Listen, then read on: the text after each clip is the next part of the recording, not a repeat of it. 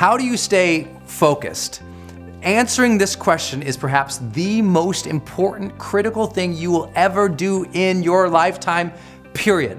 So I hope it is an absolute priority for you to learn to take back your focus in life, for you to get more distinct and more clear about what your focus really is, and for you to finally decide, you know what, if I don't finally get my focus in check, if I keep wandering around distracted, if I keep looking at every new thing that pops up, if I keep trying every single new opportunity, if I keep saying yes to everything, if I keep listening to everybody's complaints, and if I keep doing whatever they ask me to do, at some point, you'll lose your life. And I don't mean that physically as in harm or death. I mean that one day you'll wake up and say, I don't feel like I've accomplished what's meaningful to me. I don't feel like I'm in a job that I care for. I don't feel like I have connection with my family or my friends. Because at some point, your focus drives everything. It drives your thoughts and your emotions, right? What you focus on is certainly, if you focus on the negative things, you're gonna be negative. If you fail to focus on the things that are important, meaning your priorities, then what happens to your relationships? What happens to the overall quality of your life? Focus is driving everything in your life. You gotta get it back. It's not just about being productive. We'll talk about that. It's about experiencing the best quality of life. You hear this new movement called the mindfulness movement, right? About the new popularity of these conversations about presence and meditation and things like myself and my industry have been talking about for decades. Well, you hear about that. That's really just about reining back in control of our focus in a world that's gone mad and crazy and distracted. So how are you going to get your focus back? Well, let me give you some counterintuitive ways to do it. The first thing that I need you to know in order to get your focus back is to realize that you need to make fewer decisions. Fewer decisions. Why? Well, as we know from neuroscience and we know from productivity studies, that the more decisions that we actually make, the more our brain becomes fatigued, right? The more decisions that we make, the more we utilize the glucose that's really fueling our willpower, that's fueling our ability to make more decisions and higher quality decisions. Matter of fact, the more decisions that you tend to make, the less effective you're gonna be over the long term, because you're gonna utilize your ability and your resources and your brain's power, literally your willpower, will go out the window. So you wanna minimize the number of decisions you are making. How do you do that? Well, here's some simple things. One, stop browsing. You know, I know maybe you found me because you were browsing somewhere, and I hope you make me part of your focus on your personal development, that I'm a purposeful part of your life. But I can tell you, overall, browsing completely wipes out your focus and your willpower. Even all these little things you're focusing on are utilizing all your brain's resources. And over a period of time, when you stop browsing and you go back to focusing on something, guess what? You tend not to be able to focus on one thing and get things done. You start multitasking and doing lots of things, but where your work isn't really focused, nothing gets accomplished. So what happens is your brain is fatigued. Guess what happens when your brain fatigued? You find yourself sitting with a bag of potato chips, and what do when you have the remote control? You're just flipping randomly through things. Do you ever notice that? Meaning it's easier to become distracted the more distracted you are. Meaning the more that you aren't focusing on one thing at a time, the more problem you're gonna have later on to complete one thing at a time. And I know that makes sense, but here's this simple solution if you missed it. Stop browsing so much. All those browsing, all those tweets that you're reading, all those news feeds that you're reading, guess what? Every time you look at them, guess what your mind has to do? It has to make a decision, pay attention or not pay attention. And that decision is costing you focal power and resources later on, even if you don't know it.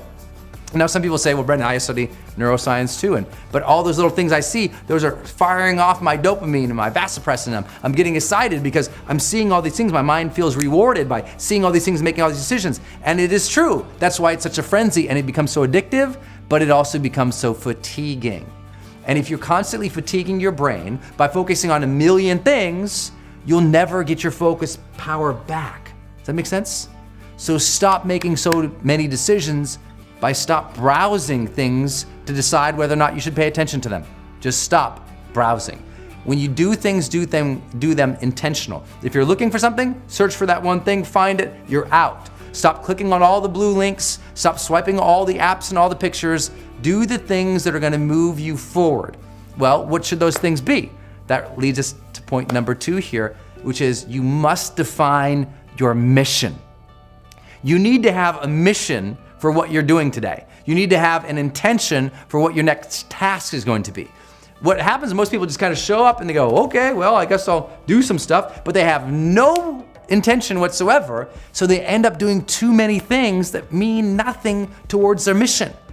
You should figure out what is it you desire in life and figure out the steps to get there and start working a plan to get there and minimizing everything else. Getting very clear on the mission,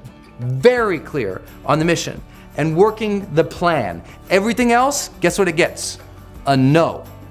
Until you reach that mission or until you're significantly on your way, that you have free resources to be able to focus elsewhere. And that's what people do. They take on too many projects because they're not clear about their mission. Because I'm guessing if you're watching this, you're somebody who wants to add value and make a difference in the world. So anytime someone asks you to do something, you're like, yeah, let me help you. But that might not have anything to do with the quality of life or the objective or the thing that you're trying to achieve or the service you're really intending to offer, right? And I know how hard it is because I'm so pulled myself towards causes and towards volunteerism, towards helping so many people. But guess what?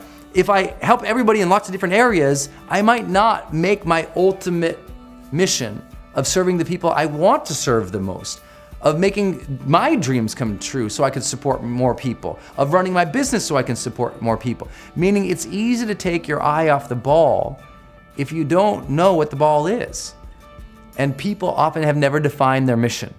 And if you don't have one right now for this day, if you didn't have a drive, a mission, a written down statement about what you were going to accomplish today, a checklist, a goal sheet, a time management tool that you filled out today, and you're just showing up today and going, well, I guess I'll see what my inbox tells me to do today.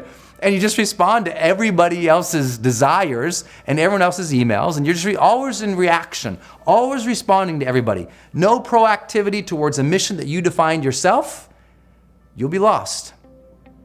You'll find that because you never focused on that one thing or moving towards those several things that were your priority, that you're just lost.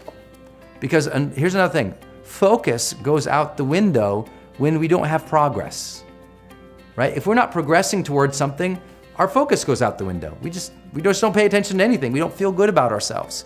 You want to get more focus in your life? Get more progress. As you progress more, you start to get excited. You start to pay attention to things that are working, that are moving you forward, and you start to find more focus in your life.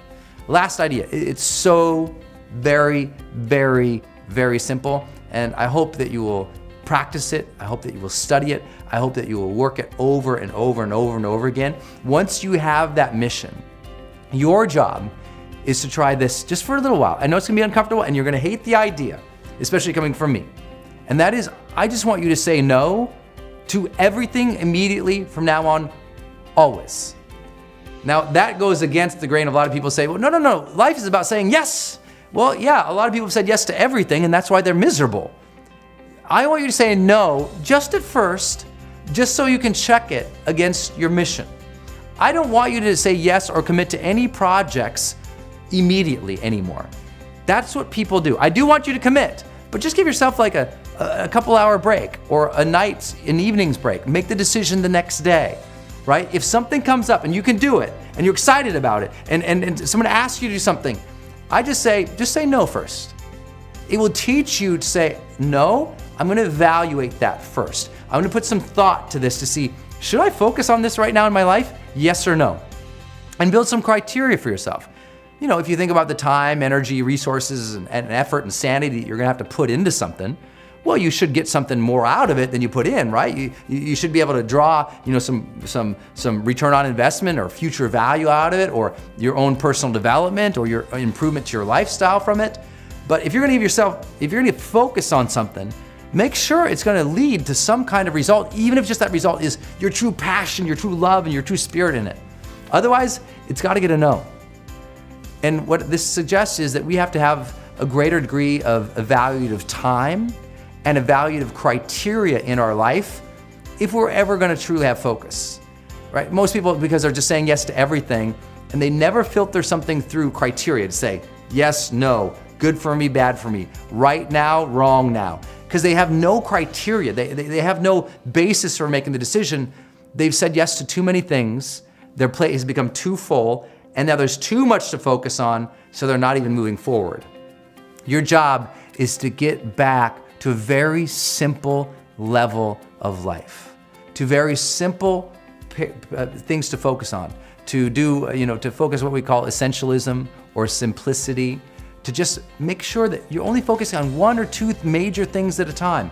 And everything else, you're not allowing the distractions to suck you in, so you click all the links or do all the things that someone else says or reply to everybody else, but you're moving your life forward day by day, little by little. Engage in things that you care about, that you love, that you enjoy, saying no to those that you do not, and move towards every single day, moment by moment, day by day, to those things that truly engage you, to those things that truly energize you and bring enthusiasm into your life. And if you can keep that type of focal power and intention, then you'll start to experience what we call the charged life.